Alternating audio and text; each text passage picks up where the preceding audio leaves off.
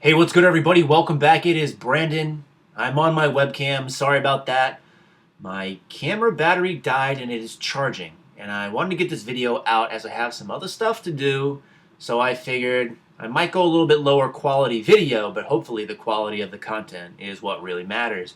And I'll leave that up to you to decide as always. But today's video is going to be some advice from me to you. And I know what you're thinking. Advice? YouTube? Doesn't really work out too well. I know what the Hodge twins tell me, and they say you can do whatever the fuck you want to do, and they are exactly right. You can, you should do that. However, with this, just a little bit of advice. You can take it and run with it, or you can tell me I'm stupid. No biggie either way. What I want to talk about today, though, is in regards to creating your own workout routine. So I get a lot of messages, sometimes direct messages on YouTube, sometimes just comments in the video section. Sometimes I get messages on Facebook, whether it be Campbell Fitness related page or my personal page, Instagram, my Fitness Pal, Twitter, anything you can think of. People send me questions and they say, hey, Brandon. And I say, hey, what? And they say, can you take a look at my routine that I made and tell me if it's okay or not? Yes, I can. I don't mind doing that. And going forward, if you guys ever want me to do that for you, feel free to hit me up. I will give you my 2 cents. With this, though, one of the things that I notice is a lot of times people fail to think outside the box. And this might differ from person to person what's considered outside the box. And what I mean by this is they tend to stick to the exercises that they're most comfortable with. Oftentimes they neglect other ones.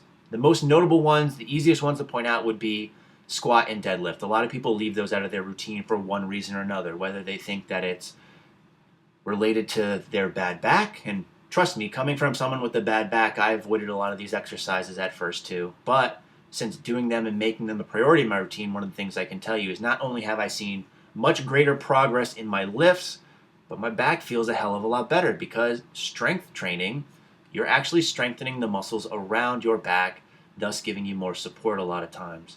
Now, that's not an excuse to go out there and try to pull 700 pounds on your deadlift without proper form and without working your way up to that weight, because you will visit a little place that, again, Twin Muscle likes to call Snap City. That is not a good idea. You don't want to go there. It's not very nice this time of year or any time of year. I wouldn't recommend vacationing to Snap City. But with this, what I really want to tell you is when you're crafting your own routine, try to think outside the box a little bit. And oftentimes people avoid certain exercises because they're hard and they're just not good at it. And we look at that and say, oh, I don't want to do that. I hate that exercise. It hurts or it doesn't feel good or I can only lift a little amount of weight. Instead, I'm going to do an exercise that I'm more comfortable with where I can lift a lot more weight.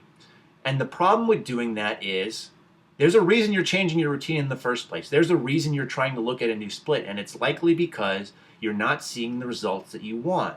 So what I found personally is obviously growing up, as you can tell by my legs, I didn't do a lot of squats growing up.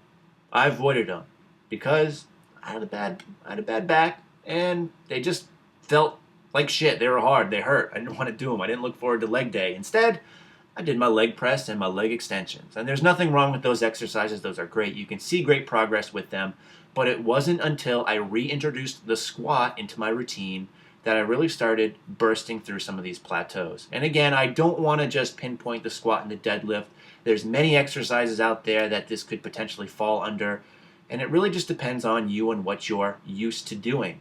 So don't be afraid to think a little bit outside the box. But please, please, don't take that from me saying you need to go and do all these funky, weird-ass exercises like squats on a exercise ball or doing all these weird-ass things that you saw on YouTube, because then you'll end up likely falling into one of these gym fail compilations that so many of us like to watch. So keep it within reason. Don't stray too far from the main compound lifts that have proven to be beneficial, but at the same time, don't feel the need to always do the same thing over and over again. Try to add some new variety into your routines.